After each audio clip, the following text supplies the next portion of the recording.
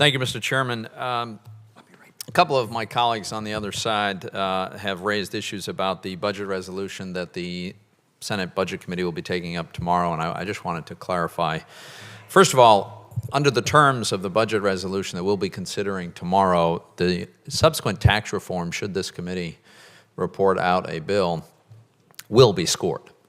Let's just be clear about that. It'll be scored, and in fact, the way the budget is drafted is my understanding that the score will have to be on a static basis against a current law baseline, a legislation that would not expand the deficit by more than $1.5 trillion over the budget window, and if it were to do so, it would lose the reconciliation protection that it is meant to have. So I'd like to be clear about that. Second point, several people have suggested that there's this 5 or 6 week deadline for getting the tax reform done.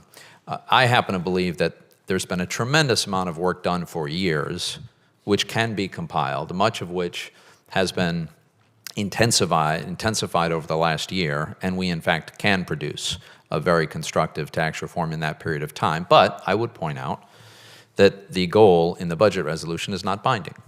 The reconciliation instructions do not expire until September 30th of 2018. Second point I want to push back on, Senator Wyden asked the question of whether tax cuts pay for themselves.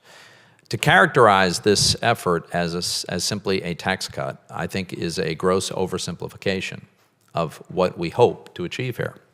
And specifically what I'm referring to is what we are contemplating is a multi-trillion-dollar series of pro-growth reforms, most of which would be offset by a multi-trillion-dollar series of base broadenings. So we're hoping to have significant rate reductions, a significant move towards expensing CapEx, a significant simplification which helps compliance, and of course a move toward territorial system to be mostly offset by diminishing the extent to which the tax code currently favors certain activities over others. Now, if the pro-growth elements are on the order of $4 trillion, and the base broadeners are on the order of $3 trillion, there's what appears on a static basis to be a net tax cut of $8 trillion. But until we have defined those things, I don't know how anyone can suggest that we can know in advance that we wouldn't have enough growth to pay for the small fraction of this reform that will score statically as a negative. So I just wanted to make that point. Professor Ginsburg. We've had a considerable discussion this morning about how uncompetitive the U.S. international tax system is, the combination of a very, very high statutory rate together with one of the very few countries in the world that has a global system contributes to that. You've also made the point repeatedly that foreign direct investment in the United States, investment in American businesses, can be a constructive thing. And if it's done for economic reasons, then America wins, foreign investor wins, the global economy is better off. But I'm wondering if you could just elaborate a little bit on how it is that the current uncompetitive international system is harmful to American workers. The system is harmful in a plethora of ways. First of all, there is just a fact that in lots of foreign markets, U.S. companies are disadvantaged relative to foreign corporations because they face a worldwide system with deferral, whereas other companies face a territorial system. So, they will only, the other companies will only pay tax in the country where they're operating, not at home.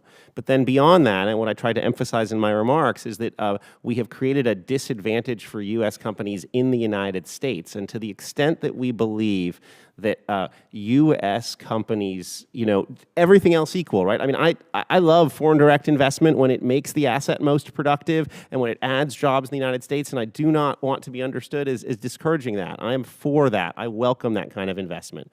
But at the end of the day, there remains a headquarters bias for U.S. companies, and you see it when you see an inversion happen, right? Like in an inversion, what we see happen is that at first you have just a tax redomiciliation, but then there are a whole bunch of tax-based pressures, both in terms of our law and in terms of foreign law and in terms of the way the IRS audits, that creates pressures to move the actual headquarters abroad, right? To move senior management abroad, to move R&D abroad, to move the support jobs associated with that abroad. And initially, amazingly, the company actually, when it does that, like moves Americans, right? So Americans leave the United States. But here's the thing, 5 years later, they want their kids to go to high school or college here, and so they come back. And who replaces them? Who replaces them is like a European. And now you've taken a tax-driven redomiciliation and you've turned it into a substantive change in the corporation, right? A substantive change in its leadership and its leadership's bias at the margins for where they're going to put jobs. I think that and I'll just finish, Mr. Chairman. So the bottom line is we have a tax code that creates an incentive, apparently a powerful incentive, to headquarter multinationals somewhere other than the United States of America. And headquarters are very often a source of really good jobs. Yes. Thank you, Mr. Chairman. Thank you.